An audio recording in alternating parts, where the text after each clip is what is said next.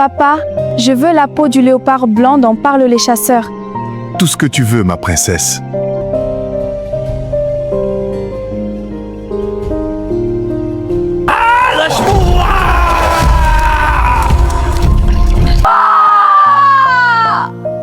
Maman Moussa! Pourquoi m'as-tu laissé? Au sud de la Côte d'Ivoire, là où le fleuve Bandama embrasse la Terre Rouge, se trouve le village de Kourouba, un village ancien où les cases en banco côtoient les manguiers centenaires et où les esprits des ancêtres veillent encore sur les vivants. Ici, les contes ne sont pas de simples histoires, ils sont la mémoire du peuple. La grande forêt sacrée, dense et mystérieuse, commence juste derrière les dernières concessions. On dit qu'elle abrite le génie des ombres, gardien impitoyable des traditions oubliées. C'est dans ce monde que grandit Zahra Konaté, l'unique fille de Moussa Konaté, le chasseur le plus redouté et respecté de 7 villages à la ronde.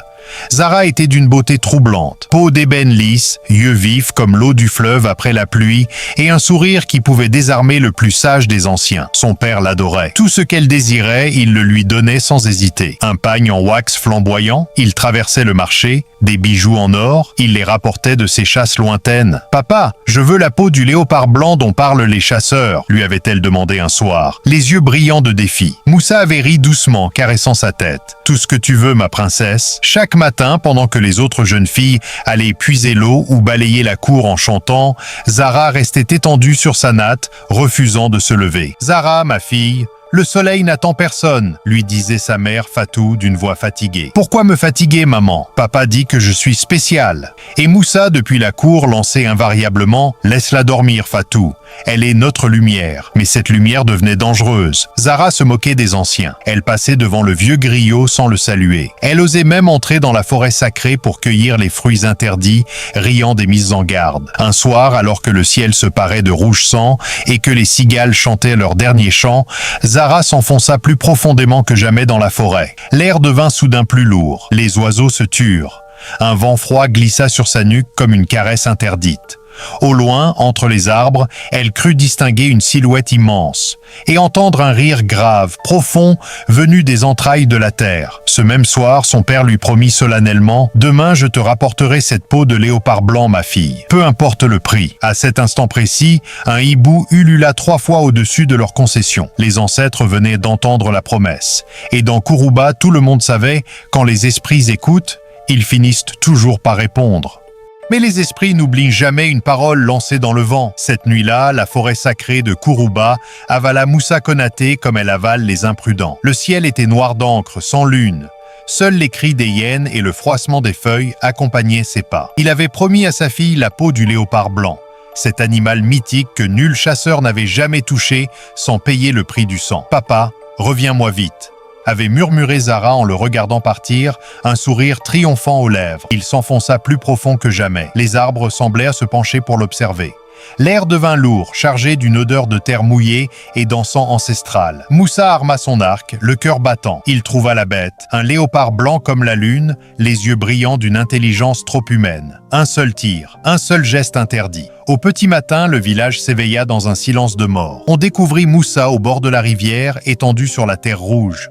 Son corps était intact, sauf la bouche remplie de feuilles sacrées de l'arbre interdit, et sur sa poitrine, gravés à même la peau, les symboles anciens du génie des ombres. Pas une goutte de sang, pas une trace de lutte. Comme si la forêt elle-même avait repris ce qui lui appartenait. Les femmes hurlèrent, les hommes baissèrent la tête.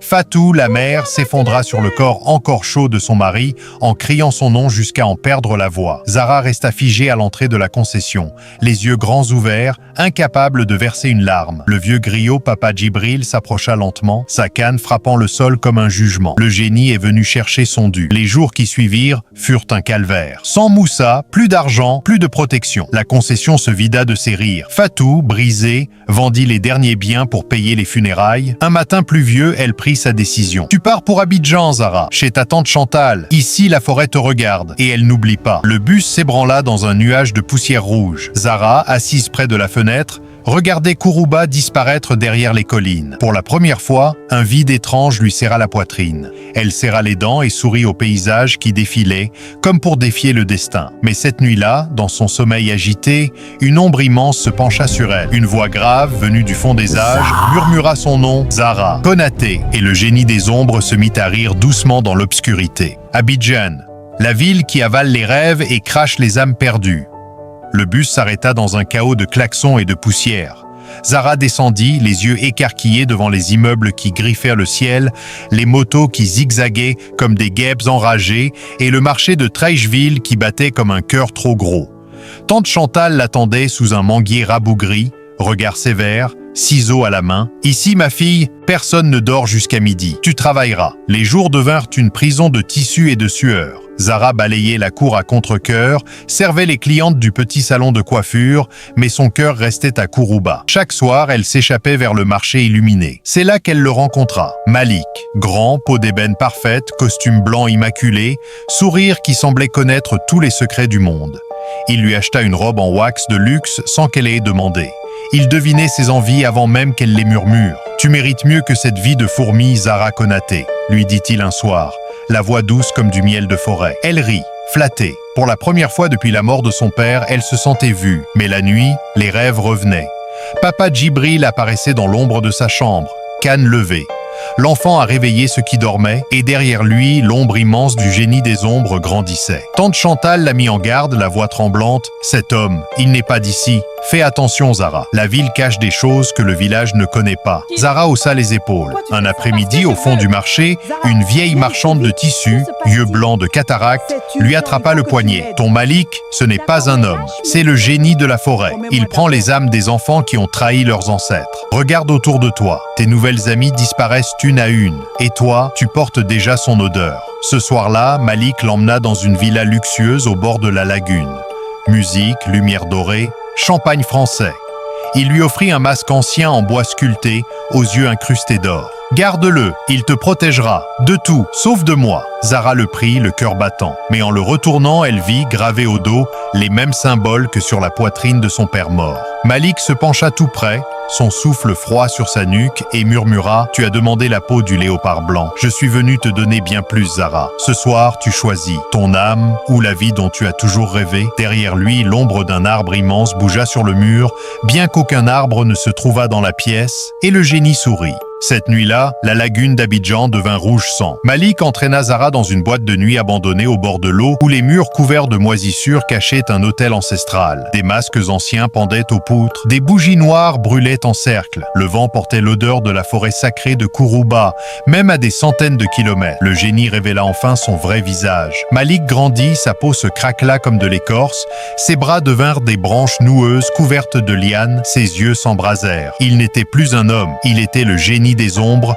gardien des traditions brisées. « Tu as demandé l'impossible, Zara Konaté », gronda-t-il d'une voix qui fit trembler le sol. « La peau du léopard blanc, la richesse sans effort. Ton père a payé de sa vie. Ce soir, c'est ton tour. » Zara tremblait. Autour d'elle, les ombres des filles disparues dansèrent sur les murs. Tante Chantal apparut soudain, traînée par des mains invisibles, le visage baigné de larmes. « Ma nièce, écoute les ancêtres !» cria-t-elle. Mais c'est la voix de papa Djibril venue du fond de la nuit qui sauva Zara. Le vieux griot n'avait jamais été un rêve. Il se tenait là, canne levée, entouré d'une lumière pâle. L'humilité, mon enfant, le respect, seul cela brise le pacte. Zara tomba à genoux. Pour la première fois de sa vie, elle pleura vraiment. Elle arracha le masque ancien de son cou et le jeta aux pieds du génie.